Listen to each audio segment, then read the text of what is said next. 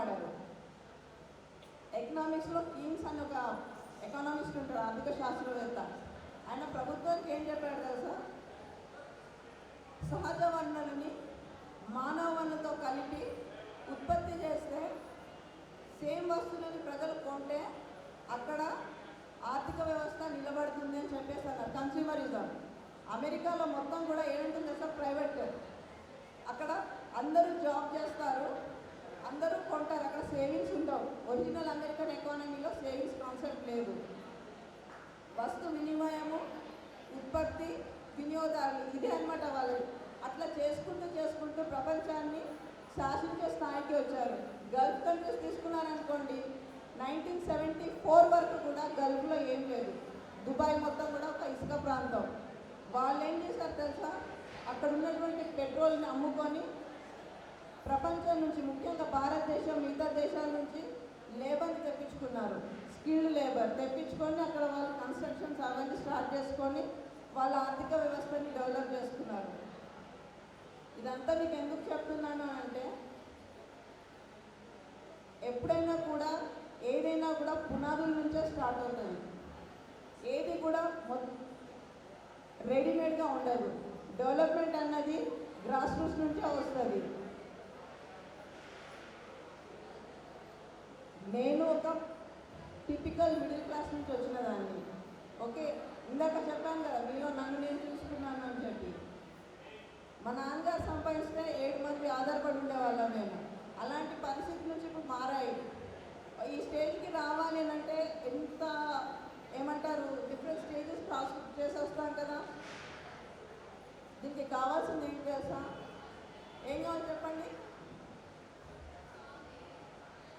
మనము ఏదైనా చెయ్యాలి అన్న కోరిక ఉండాలి. కోరికతో పాటు ఒక తపన ఉండాలి. ఒక తపనతో పాటు అది చేసే ఆసక్తి ఉండాలి.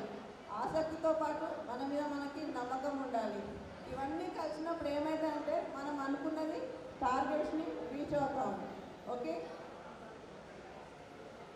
ఈ జ్యోతిబా ఫులే కాలేజ్కి రావడానికి ముఖ్య కారణం ఏంటి తెలుసా మీకు? ఇందాక చెప్పాను కదా నాకు ఇక్కడ పిల్లలు బాగా నచ్చారు అని. మీరు ఫేర్వెల్ పార్టీ కదా ఇప్పుడు జరుగుతుంది. ఆఫ్టర్ ఎగ్జామ్స్ కాలేజ్ నుంచి వెళ్ళిపోతారు. కాలేజ్ నుంచి వెళ్ళిపోయిన తర్వాత ఏంటి చెప్పండి? కాలేజ్ నుంచి వెళ్ళిపోయేటప్పుడు ఎలా వెళ్తారు? మామూలుగా వెళ్తారా? ఈ 2 సంవత్సరాలు ఈ సంస్థలో మీరు ఒక స్ట్రగుల్ చేసి ఉంటారు, కొన్ని నేర్చుకొని ఉంటారు, కొన్ని నేర్పించుంటారు. ఇవన్నీ కూడా సార్ చెప్పినట్టు మీకు పొద్దున ఫ్యూచర్లో పనికొస్తాయి మీకు. అవి మీరు మర్చిపోవద్దు. ఇక్కడ నుంచి మీరు ఒక ఎక్స్పీరియన్స్కి బయటకు తీసుకెళ్తున్నారు. అది మీకు సొసైటీకి కూడా ఉపయోగపడేటట్టు ఉండాలి. ఒకసారి జ్యోతిబాయి పూలే అమ్మగారు అంటారు, సావిత్రిబాయి అమ్మగారు అంటారు, ఒక అబ్బాయికి చదువు నేర్పితే ఒక వ్యక్తిగా మాత్రమే మారుతాడు. అదే ఒక అమ్మాయికి చదువు నేర్పితే సమాజము, తద్వారా దేశం కూడా మారుతుందని చెప్పేసి అంటారు. ఈరోజు నేను ఇక్కడ మాట్లాడుతున్నాను అని అంటే స్త్రీల ఎడ్యుకేషన్ గురించి, విమెన్ ఎడ్యుకేషన్ గురించి అప్పట్లో ఆవిడ మాట్లాడారు. కాబట్టి 2-3 తరాల తర్వాత మేము వచ్చాము, మా తర్వాత మీరు వస్తున్నారు. ఈ చదువుకోవడం అనేది ఒక అవకాశం కాదు, అదృష్టం అని చెప్తాను నేను. అందులో వొకేషనల్ కోర్స్ చేశారంటే నిజంగా from the bottom of my heart నా మనస్ఫూర్తిగా చెప్తున్నాను. మీరు తెలిసి తీసుకున్నారో తెలియక తీసుకున్నారో కానీ ఈ వొకేషనల్ ఎడ్యుకేషన్ని చాలామంది డెసిషన్ తీసుకున్నారు.